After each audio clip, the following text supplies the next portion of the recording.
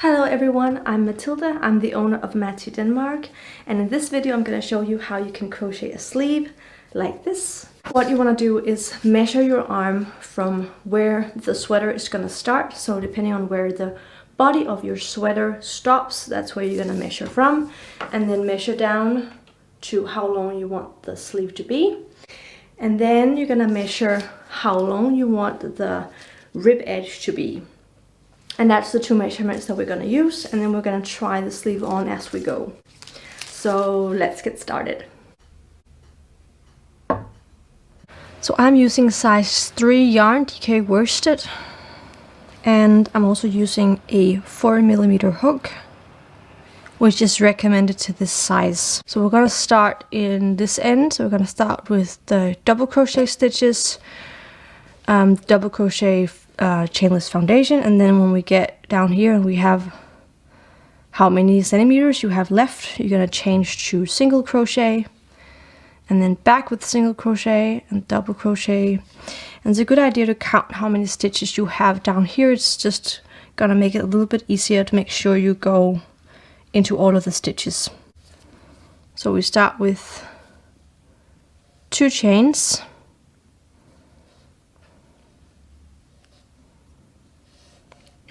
And then we go into the second chain from the hook and make the first stitch. So yarn over and into the chain, grab the yarn, pull through, grab the yarn, pull through 1, grab the yarn, pull through 2, grab the yarn, pull through 2.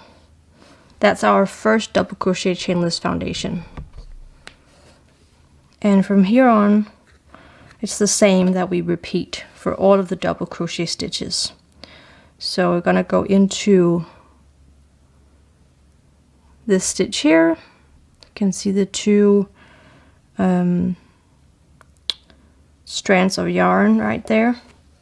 So yarn over and then into the stitch, under both of the loops, yarn over, pull through, yarn over, pull through 1, yarn over, pull through 2, yarn over, pull through 2. And you just repeat that. Now you just want to measure the length of it, or you can put it up against your arm and then see if it's long enough. And now we're going to make this part. So we're going to continue making chainless foundation, but now we're going to switch and make single crochet. Or if you want, you can make another stitch depending on what your base stitch is. So once again, we go into these 2 loops, yarn over and pull through, yarn over, pull through, yarn over and pull through. That's 1 single crochet. When we do that again,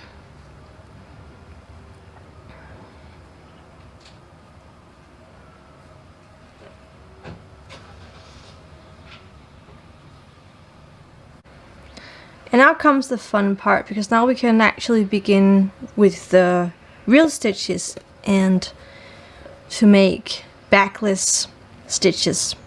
Backless, it's not called backless. And make stitches in the back loop. So when we are in this end of the row with the single crochet, we chain 1 and turn it over. And to make the rib, we just go in the back loop. So the 1 chain is just a turning chain. So I go into the first single crochet into the back loop and make my first single crochet.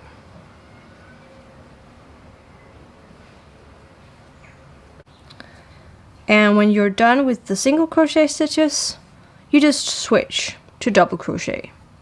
So yarn over and then into the back loop of the double crochet stitch. And just go into every stitch. So over here are the chains that we made in the chainless foundation, and this with the 2 loops is the last stitch. And over here in this end of the sleeve we chain 2, and these are turning chains. So the first stitch is the first double crochet. Once again we go in the back loop and we do that over the entire sleeve. You can try on the sleeve as you go. You can see if you can fit your hand through this edge, and also of course make sure that the width of the sleeve fits around your arm or around your shoulder. If it needs to, depending on where the sleeve is on your sweater. In my case this is past my shoulder, but if your sleeve needs to be higher up, you'll have to measure around your armhole to see if the width fits, and depending on how wide you want it, you can decide when you want to stop. Try and pinch it and then see if you can actually fit your hand through. Make sure to press it through because the rib has some stretch. You're going to not break off the yarn, but just chain 1, and then make sure to fold with the right side towards each other. So you can see how the wrong stitches look here compared to here. They're kind of bending more like this, whereas on the wrong side they're like curving in the other direction. So the right side of the project onto the right side of the project, like that. And now we're going to crochet the sleeve together. So you go into the first stitch here, the single crochet, after chaining 1, or if you end up in the other end of the sleeve, you're just doing the same thing. So going into every stitch and under both loops of the stitch, and then on the other side as well, and then make a slip stitch. Make sure not to do it too tightly. Something you might experience with the last row of your sleeve is that it can look like it is shorter than the first row you made, as you can see, but you just need to pull it a little bit. Okay, so now I'm at the end of the row, and this is where the 2 turning chains are and the beginning of the chainless foundation, which are also chains. So what I do is I just go actually into the chains here, the turning chains, and into the last hole here, just to finish off the row so it is as straight as possible here. And then chain 1. And now you're going to turn the sleeve with the right side turning out. And for the sweater, for the body of the sweater, you need the wrong side to be facing out. What you're gonna do is take your sleeve with the right side facing out, and then go into the body of the sweater. And you can go in from the bottom of the sweater, and then make sure that the seam is facing down, so your left hand is where the seam is, and then we go into the sweater and up so that the sweater opening and the sleeve opening match up. So this is what it's gonna look like. So we've got the 4 layers here, and down here we have the seam of the sleeve. The seam of the sleeve is going to be matching up with the seam of the sweater. So I just make sure to go into the sweater seam first and then the sleeve seam next. I kind of just go in anywhere I can, just so that they match up. Okay, and then make a slip stitch.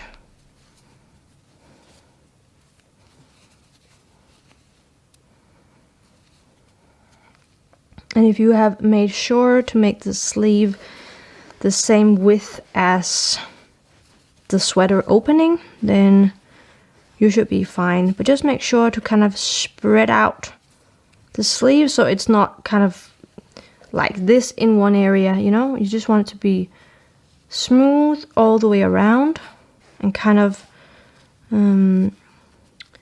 distribute the sleeve all around the opening. I'm just gonna crochet into every stitch on the sweater and then just randomly into the sleeve. So that means that I just go through however many loops there are on the sleeve and make a slip stitch. So sometimes there will just be like one loop on the sleeve and I'll just go through that. And as long as I've kept the sleeve flat against the sweater, then it should be fine. Now I'm almost at the beginning of the round, and it depends on the kind of stitches I make. Sometimes I will go through the seam once more. I think this is the last stitch. And then sometimes I will go into the seam again, but I think for now I'm just gonna go into the first stitch I made and then make a slip stitch. And that way I can connect the round. Chain one and break off the yarn. And the sweater pattern that I've used here is the Doris sweater. And here is the finished sweater. And I'm very happy about the result. I love the slim sleeves. Obviously you can make them wider. That just means that the edge is going to be wider as well. And I'm very happy about the length as well, because I know it's gonna give just a little bit in length when I start to wear it. I love that it is not completely tight fitted, but a little more tighter than my oversized sweaters, and that it is cropped, but I can still do that without flashing. I'm very happy about it, and it's so comfortable. I'm very happy about this one.